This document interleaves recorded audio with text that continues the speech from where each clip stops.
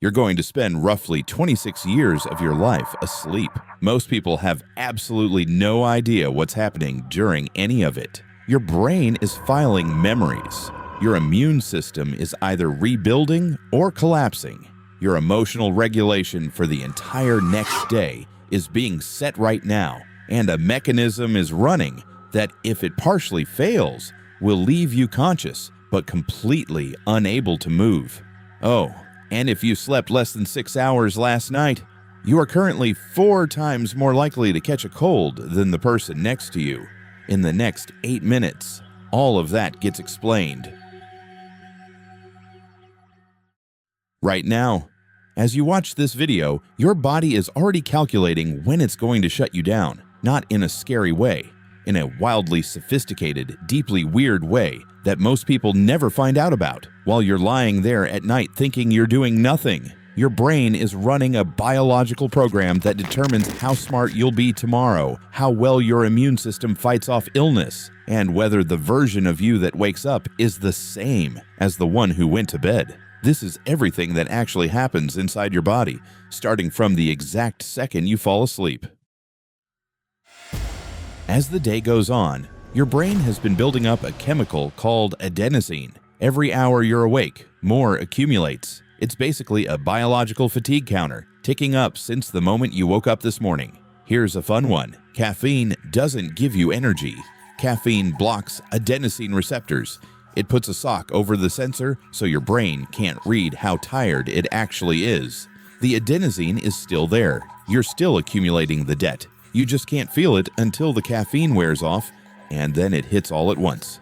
That's the crash. Meanwhile, as it gets dark, your pineal gland, a tiny structure buried deep in your brain, releases melatonin, not to make you sleep exactly, but to signal conditions are right, begin the transition, and then you close your eyes. And within minutes, something extraordinary starts. Your brain begins cycling through 4 stages of sleep, roughly every 90 minutes. The first 2 are light sleep. Body temperature drops, heart rate slows, muscles relax. The entry corridor, stage 3, is deep sleep. Your brain produces large, slow electrical waves, and this is when something almost magical happens. Your hippocampus literally begins replaying the day's experiences at high speed, transferring them to the cortex for long-term storage. Your brain is filing.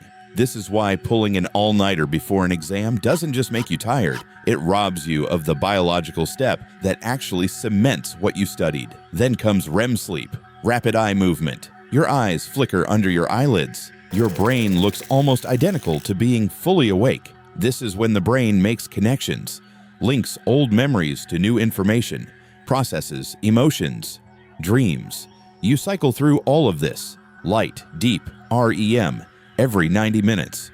A full night means 4 to 6 complete cycles, and each part is doing something irreplaceable, which means cutting your sleep short doesn't just leave you tired, it specifically cuts off stages, and that brings us to what actually happens when you don't get enough. Here is the statistic that should probably be on billboards. After 17 hours without sleep, so if you woke up at 7 and it's now midnight, your cognitive performance has declined to the equivalent of a blood alcohol level of 0.05%. That is the legal drunk driving limit in most of Europe. Your reaction time is slower, your decision-making is worse, your emotional regulation, your ability to not overreact is significantly impaired. And here's the uncomfortable part. Studies show that sleep-deprived people are terrible at knowing they're sleep-deprived. You feel fine. The tiredness becomes your new baseline so quickly that the degraded version of you feels normal. A landmark study looked at people sleeping 6 hours a night for 2 weeks. At the end, their performance had declined to the equivalent of someone who'd been awake for 48 hours straight, 0 sleep for 2 days. Those people reported only slightly sleepy. They had no idea. A study from UC San Francisco found that people sleeping under 6 hours were 4 times more likely to catch a cold when exposed to the virus. Not slightly more likely, 4 times. The prefrontal cortex, the part responsible for impulse control, risk assessment, and keeping your emotions in check, is the most sensitive region to sleep loss. Strip that back and you get worse decisions, higher emotional reactivity, more impulsive behavior, not because you're a worse person, because you're running the most sophisticated organ in the known universe at 60% power. During puberty, something happens to your circadian rhythm, your internal biological clock that doesn't happen at any other point in your life. Your melatonin release shifts, not by a small amount, by approximately 2 hours. This means that biologically, at a neurological level that has nothing to do with willpower or laziness or screen time, a teenager's body is not ready to fall asleep until around 11 p.m. and not ready to wake up until 8 or 9 a.m. This is called circadian phase delay. It is documented. It is consistent across cultures. It is caused by puberty. It is not a lifestyle choice. So what does society do with this information? It builds school systems that start at 7:30 a.m., which means teenagers are routinely being asked to learn, problem solve, and encode memories at the exact biological equivalent of asking an adult to function at 5 in the morning.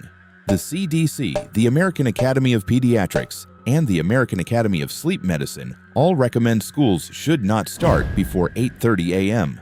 All of them, unanimous scientific consensus. In 2018, researchers in Seattle ran a natural experiment. One school district pushed its start time 55 minutes later. Students gained 34 minutes of sleep per night. Grades went up.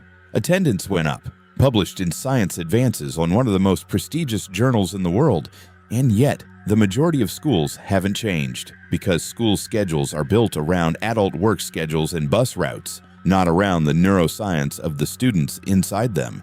If you're a teenager watching this and you feel like you can never get enough sleep, like mornings are genuinely brutal, like you're constantly behind, that is not a character flaw. Your biology is doing exactly what it's designed to do. The system around you just hasn't caught up. So, what have we actually learned? Sleep is a 90-minute program your brain runs every single night, filing your memories, regulating your emotions, rebuilding your immune system, and restructuring the very part of your brain responsible for making good decisions. Missing that program doesn't just make you tired, it makes you measurably less intelligent, more emotionally reactive, physically weaker, and significantly more vulnerable to anxiety and depression. And the version running on 6 hours won't even notice. The single highest leverage thing you can do for your brain, not studying harder, not eating better, not any supplement or productivity hack, is protect your sleep. Not because a wellness account told you to, because the neuroscience is unambiguous. The version of you that gets 8 to 9 hours is genuinely smarter, calmer, healthier, and more socially capable than the version running on 6. Not slightly, measurably. So here's a challenge. Just for 1 week, protect your sleep like it's the most important thing on your schedule. Because according to every study we covered today, it actually is. If this changed the way you think about something you do every single night, hit subscribe. We come back every week. Pick a topic that sounds impossible to make interesting, find the science underneath it, and show you what's actually going on. Drop a comment below. What do you want us to cover next? And genuinely, I read every single one. I'll see you next week.